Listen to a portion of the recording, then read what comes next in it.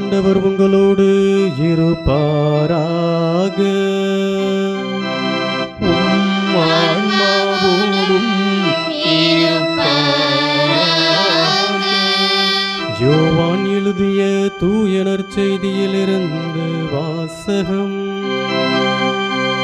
ஆண்டவரே, மாட்சி உமக்கே.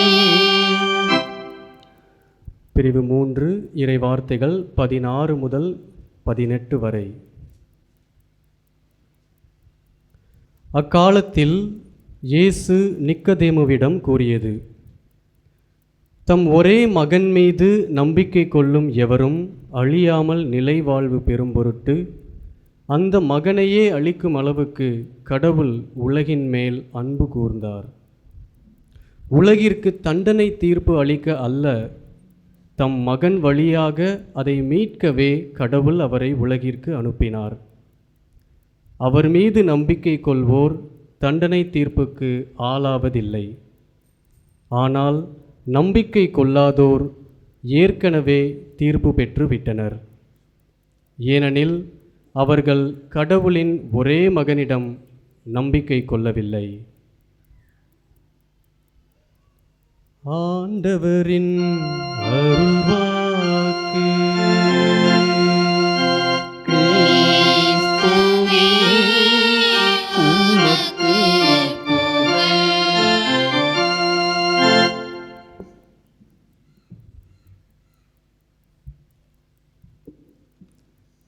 இறை இயேசுவில் என் பாசத்திற்குரியவர்களே, இன்று நமது தாய் திருச்சபை மூவொரு கடவுள், மூவொரு இறைவனுடைய பெருவிழாவை கொண்டாடுகின்றது. யார் இந்த மூவொரு கடவுள்? 3 பேர். யார்? தந்தை, மகன், தூய ஆவியார். Very good. கிறிஸ்மஸ்னா என்ன? கிறிஸ்து பிறப்பு. ஈஸ்டர்னா என்ன? உயிர்ப்பு. பெந்தைகோஸ்தே பெருவிழானா என்ன? Okay, very good. அப்போ மூவொரு கடவுள் பெருவிழானா என்ன?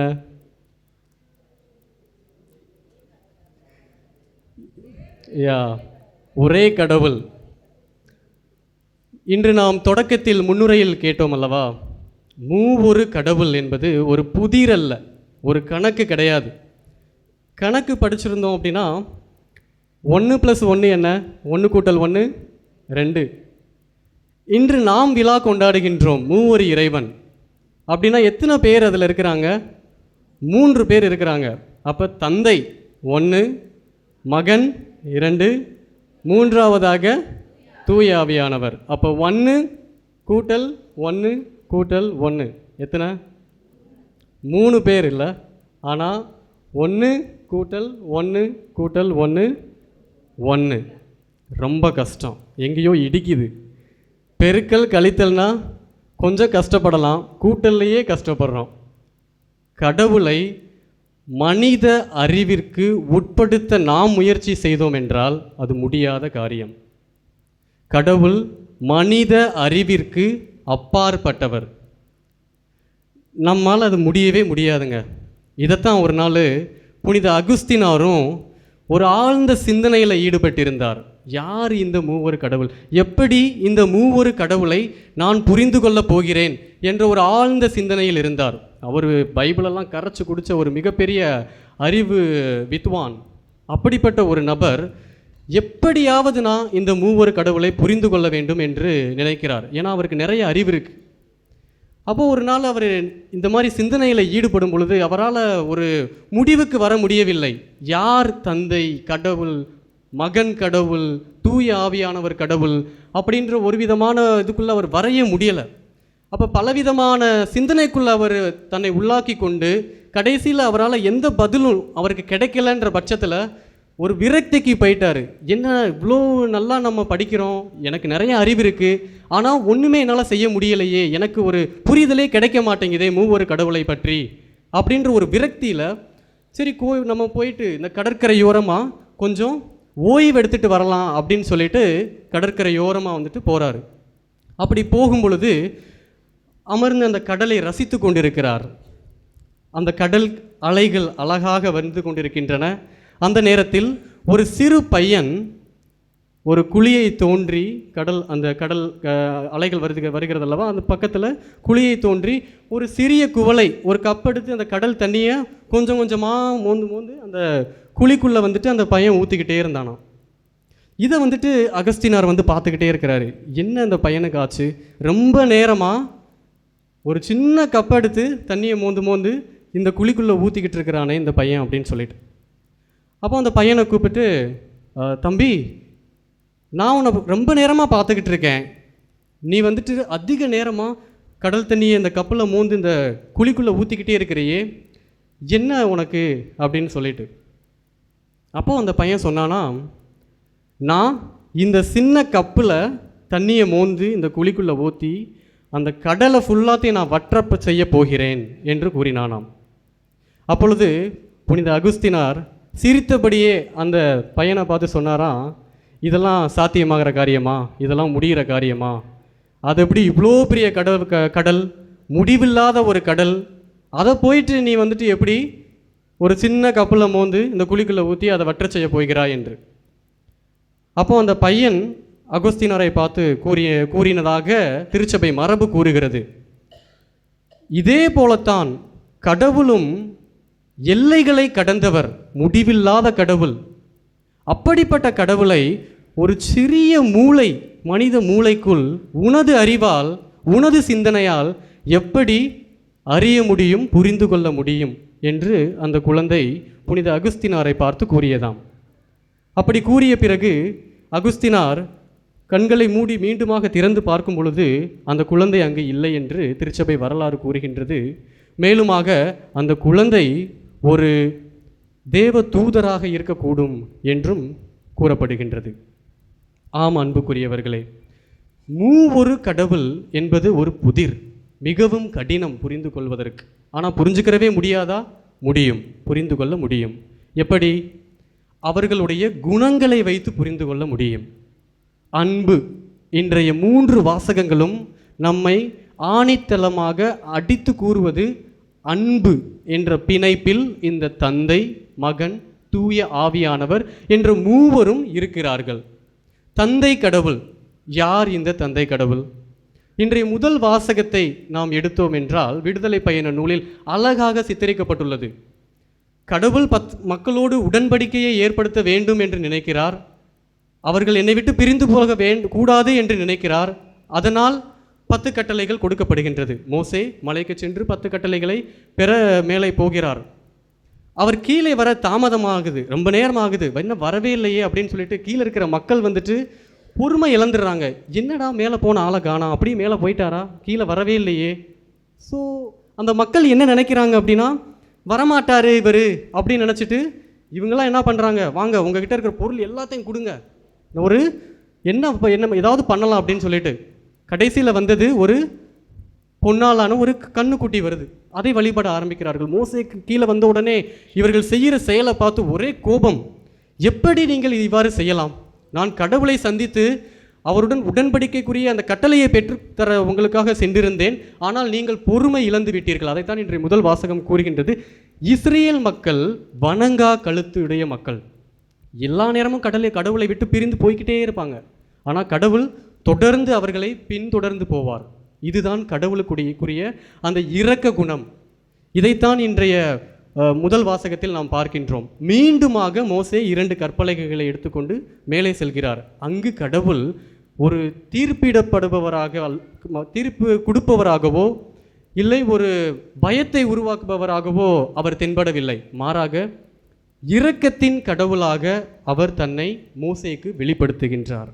இரக்கம், கடவுளுடைய இரக்கம் என்பது அன்பு கலந்த ஒரு இரக்கமாக உள்ளது. அன்புக்குரியவர்களே, அது என்ன அன்பு கலந்த இரக்கம்? இதைத்தான் கடவுளின் இரக்கத்தை தான் எபிரேய மொழியில் ரஹ்மீம் என்று கூறுவார்கள். ரஹ்மீம் என்றால் கருவறைக்குரிய அன்பு. அதாவது ஒரு தாய் கருவுற்ற பொழுது அந்த குழந்தை அந்த கருவில் இருக்கும் பொழுது ஒரு எட்டி உதைக்கலாம், இல்லை ஏதாவது ஒரு விதமான மூமெண்ட்டை கொடுத்துக்கிட்டே இருக்கலாம் இல்லையா? அப்போது அந்த தாய் அந்த குழந்தையை வெறுக்கவே மாட்டாங்க. இது என்னுடைய குழந்தை, எனக்கு உரிய குழந்தை, என்னை போன்ற குழந்தை, என்னுள் பாதி என்ற ஒரு மனப்பக்குவத்தோடு அந்த குழந்தையை ஏற்றுக்கொள்வாள், வழியையும் ஏற்றுக்கொள்வாள். அதுதான் கடவுளும் இன்று நமக்கு உணர்த்துகின்றார் இன்றைய முதல் வாசகத்தின் மூலமாக. நாம் நம்முடைய பாவ வாழ்வின் மூலம் கடவுளை விட்டு பிரிந்து சென்றாலும், எவ்வளவுதான் வெகு தூரம் சென்றாலும் கடவுள் நம் மீது உடன்படிக்கையை ஏற்படுத்தியுள்ளார். நாம் கடவுள் மீது வைக்கவில்லை. தொடக்க நூலில் நாம் பார்ப்போம், கடவுள் நம்மீது உடன்படிக்கையை ஏற்படுத்தியுள்ளார். அதனால் கடவுள் நம்மை விட்டு பிரிந்தே செல்ல மாட்டார். ஆகவே கடவுளுடைய இரக்கமானது தாயின் கருவறையில் உள்ள அந்த குழந்தை எப்படி அந்த அன்பை உணர்கின்றதோ அப்படிப்பட்ட ஒரு அன்புக்குரிய ஒரு இரக்கம்தான் கடவுளுடைய இரக்கம். இதே போல நாம் தந்தை கடவுளை பற்றி நாம் பார்க்கலாம். யார் இந்த மகன் என்று பார்த்தோம் என்றால், தந்தையின் சாயல் அப்படின்னு சொல்லிடலாம். ஓகே, தந்தை தொடக்கத்தில் படைத்தார், அன்பு செய்தார். ஆனால் மகன் மனு உரு எடுக்கின்றார், தந்தையுடைய பிம்பம். அப்படியே ஒரு சில நேரத்தில் நம்ம சொல்லுவோம் இல்லையா, இங்கே பாருவன அவங்க அப்பாவை அப்படியே உரிச்சு வச்ச மாதிரி இருக்கிறான் அப்படின்னு சொல்லிட்டு, அதே போல தான் வார்த்தையாக இருந்த கடவுள் யோவான் 1:14 நாம் பார்ப்போம். கடவுள் வார்த்தையானவர் மனிதராகின்றார். ஸோ வார்த்தை மனிதராக ஆகும் அந்த மறையுண்மை தான் இயேசு கிறிஸ்து. இந்த இயேசு கிறிஸ்து தந்தையினுடைய அன்பை முழுவதுமாக உணர்ந்தவராக இந்த உலகத்திற்கு வருகின்றார். கடவுள் நம் மீது வெறுப்பு கொண்டு இயேசுவை அனுப்பவில்லை. பழைய ஏற்பாட்டில் தொடர்ந்து இறைவாக்கினர்கள் அனுப்பிச்சுக்கிட்டே இருந்தார். என் மக்கள் திருந்தணும், என்னை பின்பற்றி வரணும், என்னோட வரணும், என்னோடு இணையணும் அப்படின்ற ஆசை கொண்டு. முடியவே இல்லை வணங்கா கழுத்துள்ள மக்கள். புதிய ஏற்பாட்டில் என்ன செய்கிறாரு? தன் ஒரே மகனை. அதைத்தான் இன்றைய நற்செய்தி நமக்கு கூறுகின்றது. நிக்கதேமு, அவருக்கு தெரியும், அவரும் ஒரு சட்ட வல்லுனர் தான், எல்லாமே தெரியும் தான் பழைய ஏற்பாட்டை பற்றி. இயேசு வருவார், அவர் மூலம் மீட்பும் கிடைக்கும் என்றும் அவருக்கு தெரியும். அப்படிப்பட்ட ஒருவரிடம்தான் இன்று இயேசு கூறுகின்றார், தன் ஒரே மகன் மீது நம்பிக்கை கொள்ளும் எவரும் அழியாமல் நிலை வாழ்வை பெறும் பொருட்டு அந்த மகனையே அளிக்கும் அளவுக்கு கடவுள் உலகின் மேல் அன்பு கூர்ந்தார். கடவுள் இயேசுவை இந்த உலகத்திற்கு அனுப்புனது ஒரு ஜட்ஜு, ஒரு தீர்ப்பு அளிக்கும் ஒரு நீதிபதியாக அல்ல, அன்பு செய்வதற்காக, அன்பின் மூலம் மக்களை வழி நடத்துவதற்காக, தன் பக்கம் இழுப்பதற்காக. அதைத்தான் புனித பவுலடியார் கூறுவார் அழகாக, அன்பே உங்கள் வாழ்விற்கு அடித்தளமும் ஆணி வேறுமாய் இருக்கட்டும் என்று கூறுவார். மீண்டும் அவர் கூறுவார், அன்பு செய்வதில் மட்டுமே நீங்கள் கடமைப்பட்டிருக்க வேண்டும் என்று கூறுவார். கடன் பட்டிருக்க வேண்டும். கடன் ரொம்ப பழுவானது தான், இருந்தாலும் அவர் சொல்றது அன்பு செய்வதில். இதைத்தான் இயேசு செய்தார். தந்தையை அப்படியே அவர் பிரதிபலித்தார். இவர் தனித்து எதையும் செய்யவில்லை. இயேசு தனியாக எதையுமே செய்யலை, இணைந்து, தந்தையோடு இணைந்து செய்தார். இதைத்தான் இயேசு தனது பிரியா விடை நிகழ்வில் கூறுவார். யோவான் நற்செய்தி எடுத்துக்கொண்டோம் என்றால் 17வது அதிகாரத்திலிருந்து 19 வரைக்கும் இருந்தால் பெரிய அதிகாரங்கள் உண்டு. இந்த 3 அதிகாரம் பிரியா விடை.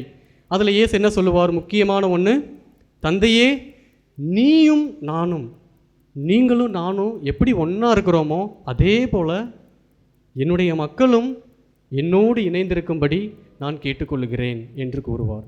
ஆம் பிரியமானவர்களே, எவ்வளவுதான் நம்ம கடவுளை விட்டு போகலாம், என்னால் முடியலையே. பிகாஸ் நம்மளுடைய உடல் வந்துட்டு மனித இயல்பை கொண்டுள்ளது. நாம் கடவுளை விட்டு பிரிந்து போகின்றோம். ஆனால் நமது ஆன்மா வலுவுள்ளது, கடவுள் பக்கம் திரும்பக்கூடியது. ஏன்னா தூய ஆவியானவர் அந்த ஆன்மாவை இயக்குகின்றார். அதனால் நமது உடல் கடவுளுடைய பக்கத்திற்கு மீண்டுமாக வரும். இதைத்தான் தூய ஆவியானவர் நம்முள் தெளிவுபடுத்துகின்றார். இன்றைய 2ஆம் வாசகத்தை நாம் பார்த்தோம் என்றால், புனித பவுல் மிக அருமையாக கூறுவார், தூய முத்தம் கொடுத்து ஒருவரை ஒருவர் நேசியுங்கள், அன்பு செய்யுங்கள். தூய முத்தம்.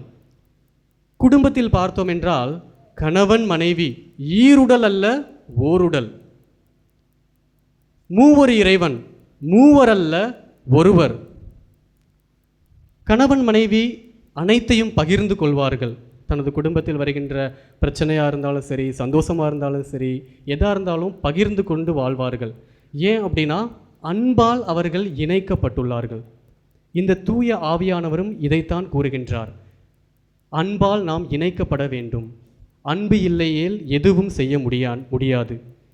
கொரிந்து நகர மக்கள் இந்த 2ஆம் வாசகத்தை பின்னணியை பார்த்தோம் என்றால், அடிக்கடி அவர்கள் ஒரு பணபலத்தாலோ சாதி வெறியாலோ பிளவு மனப்பான்மையால் பிளவுபட்ட ஒரு அமைப்பில் தான் அந்த கொரிந்து நகர மக்கள் இருந்தாங்க. அந்த நேரத்தில் பவுலடியார் சொல்கிறாரு, மூவொரு கடவுளை போல் நீங்கள் இருங்கப்பா, ஏன் நீங்கள் தனித்தனியாக இருக்கிறீங்க, ஒன்றா வாங்க. நம் ஆண்டவராகிய இயேசு கிறிஸ்துவின் அருளும் கடவுளின் அன்பும் தூய ஆவியின் நற்புறவும் உங்களோட இருக்கட்டும். அப்படி இருந்தால் தான் நீங்கள் செய்கிற ஒவ்வொரு காரியமும் நல்ல முறையில் அமையும், அன்பால் இருக்கும் என்று புனித பவுலடியார் கொரிந்து நகர மக்களுக்கு இன்றைய 2ஆம் வாசகத்தின் மூலம் கூறுகின்றார். இன்று நமக்கும் அதை தெளிவுபடுத்துகின்றார். ஆம் அன்புக்குரியவர்களே, மூவொரு கடவுள் அன்பால் இந்த உலகத்தை படைத்தார், அன்பால் இந்த உலகத்தை வழிநடத்துகின்றார், இயக்குகின்றார், இயங்குகின்றார். நம் ஒவ்வொருவரையும் இயக்குபவர்களாக, அன்பால் இந்த உலகத்தை இயக்குபவர்களாக வாழ நம்மை அழைக்கின்றார். இந்த மூவர் இறைவன் நம்முடைய வாழ்க்கையில் இருக்கிறாரா, நமக்குள்ளே இருக்கிறாரா? தூய ஆவியானவர் சரி, ஓகே, நம்மளால் புரிஞ்சுக்கிறலாம். அன்னைக்கு சீடர்கள் பயந்து ரூமுக்குள்ளே அடைச்சி கிடந்தப்ப தூய ஆவியானவர் ஆற்றல் வந்த பொழுது கதவை திறந்து வெளியே சென்று மிக பலத்த குரலில் இயேசுவை, உயிர் போகிற அளவுக்கு அவர்கள் இயேசுவை எடுத்துரைத்தார்கள். அப்போ தூய ஆவியானவர் மட்டும்தான் நம்மகிட்ட இருக்கிறாரா? மூவொரு கடவுள் இல்லையா? மூவொரு கடவுள் நம்முள் இருக்கின்றார். நாம் எப்பொழுது தந்தை, மகன், தூய ஆவியால் திருமுழுக்கு பெற்றோமோ, உறுதி பூசுதல் வழியாக தூய ஆவியானவரை பெற்றோமோ, நம்முள் இத்தகைய மூவொரு கடவுள் வசிக்கின்றார். உடலாக மகனும், உள்ளமாக தந்தை கடவுளும், ஆன்மாவாக தூய ஆவியானவரும் நம்முள் வசிக்கின்றார். உடலாக எப்படி வசிக்கின்றார் என்று பார்த்தோம் என்றால், பிலிப்பியர் 2வது அதிகாரத்தில் புனித பவுலடியார் அழகாக கூறுவார், கடவுள் வடிவில் விளங்கிய அவர் கடவுளுக்கு இணையாக இருக்கும் நிலையை வலிந்து பற்றி கொண்டிருக்க வேண்டியது ஒன்றாக கருதவில்லை. தன்னையே வெறுமையாக்கி, அவர் மேலிருந்து கீழே அப்படியே தன்னையே வெறுமையாக்கி வராரு. நான் கடவுளாக தான் இருப்பேன், நான் கீழே வரவே மாட்டேன்னு சொல்லலை. நமக்காக, நம்மீது கொண்ட அன்புக்காக கடவுளுடைய வார்த்தை மனிதனாக இயேசு மூலமாக இந்த உலகிற்கு வருகின்றது. அப்படிப்பட்ட மனிதன் இயேசு கிறிஸ்து அன்பால் பல புதுமைகளை இந்த உலகத்தில் செய்கின்றார். அந்த உடலைத்தான் நீங்களும் நானும் தாங்கி இருக்கின்றோம், இயேசுவினுடைய உடலை. உள்ளம் என்று பார்க்கும் பொழுது, ஏதாவது பிரச்சனை நடக்கும்போது நம்ம என்ன செய்வோம்? சில நேரத்தில் அமைதியாக ஒரு இடத்துல போய் உட்காந்துருவோம். அப்போ ஒரு சில சிந்தனைகள் நமக்குள்ளே மீண்டுமாக நாம் ஒரு செயலை செய்ய தயாராகும். இது எங்கேருந்து வருது அப்படின்னு பார்த்தோம் என்றால், தந்தை கடவுளிடமிருந்து இந்த சிந்தனைகள் நம்முள் ஊற்றெடுக்கின்றன. இதைத்தான் இயேசு அழகாக கூறுவார், என் உணவு என்பது தந்தையின் திட்டத்தை நிறைவேற்றுவது, தந்தையின் திட்டத்தை நிறைவேற்றுவது தான் எனது உணவு என்று கூறுவார். ஆக நாம் கொண்டிருக்கின்ற இந்த உள்ளம் தந்தையின் உள்ளம், அன்பு செய்யக்கூடிய உள்ளம், பிறரை அரவணைக்கக்கூடிய உள்ளம், தாயன்பை போல கொண்டுள்ள உள்ளம். இந்த தூய ஆவியானவர் ஆன்மா, நாம் கொண்டுள்ள ஆன்மா. எப்பொழுதெல்லாம் நாம் சோர்வடைஞ்சு, என்னடா இவ்வளோ ஜெபம் பண்ணியும் என் வாழ்க்கையில் எதுவுமே நடக்க மாட்டேங்குதே அப்படின்னு சொல்லி சோர்வடைகிறோம் பார்த்தீங்களா? அப்போ ரோமையரில் நம்ம பார்க்குறோம், ரோமையர் 8வது அதிகாரம் 25வது வசனத்தில், நமது பெருமூச்சுக்களின் வழியாக இந்த தூய ஆவியானவர் நமக்காக பரிந்து பேசுவார். அப்போ இந்த தூய ஆவியானவர் தொடர்ந்து நமக்காக பரிந்து பேசுகின்றார். ஆம் அன்புக்குரியவர்களே, மூவொரு கடவுள் தந்தை நம்முள் இருக்கின்றார், மகன் கடவுள் நம்முள் செயலாற்றுகின்றார், தூய ஆவியானவர் கடவுள் நம்முள் செயலாற்றுகின்றார். மூவரும் ஒரே செயலில் ஈடுபடுகின்றார், நம்மை இயக்குகின்றார். ஆக அவர்கள் பிரிந்து செயல்படவில்லை, மாறாக இணைந்து செயல்படுகின்றார். நம்ம ஒரு மனுஷனை பார்க்கலாம் இந்த உலகத்தில், அவர்களுக்கு மனித மாண்பு என்பது இருக்காது. ஜாதி வழியாக பிரித்து வச்சுருப்பாங்க, பொருள் ரீதியாக பிரித்து வச்சுருப்பாங்க, இல்லை அறிவு சார்ந்து பிரித்து வச்சுருப்பாங்க. ஆனால் கடவுள், மூவொரு கடவுள் இன்று நமக்கு உணர்த்துவது, ஒவ்வொரு மனிதனையும் தொடக்க நூலில் 1:26 கூறுறது தான், நான் உன்னை என் சாயலில், கடவுள் மனிதரை தன் சாயலிலும் தன் உருவிலும் படைத்தார். எப்பெல்லாம் நம்ம பிறரை ஏற்றுக்கொள்ள முடியாத நிலைமையில் இருக்கிறோமோ தொடர்ந்து சொல்லுங்க, கடவுள் ஒவ்வொரு மனிதனையும் தன் சாயலில் படைத்துள்ளார், தன் உருவில் படைத்துள்ளார். நாம் இணைந்து இயங்க வேண்டும், பிரிந்து இயங்க முடியாது. ஒரு கை ஓசை எழுப்பவே எழுப்பாது. தனிமரம் எப்பொழுதுமே தனித்து தான் இருக்கும், தோப்பாக முடியாது. அதனால் நாம் இன்று மூவொரு இறைவன் பெருவிழாவை கொண்டாடும் இந்த நேரத்தில் கடவுளிடம் தொடர்ந்து மன்றாடுவோம். கடவுளே, மூவொரு கடவுளே, நீர் கொண்டிருந்த அந்த மனப்பக்குவம் எவ்வாறு இணைந்து செயல்பட்டீரோ அதே போல நாங்கள் எங்களுடைய வாழ்வில் தனித்து செயல்படாமல் உம்மோடு இணைந்து ஒன்றித்து செயல்படுபவர்களாக, கொடியோடு இணைந்துள்ள அப்படிப்பட்டவர்களாக நாங்கள் செயல்பட்டு உமது இறையரசில் மிகுந்த பலன் கொடுக்கும் பங்காளிகளாக, மக்களாக, மகனாக, மகளாக, குழந்தைகளாக வாழ வரம் தர வேண்டி இந்த திருப்பலியில் தொடர்ந்து நாம் மன்றாடுவோம்.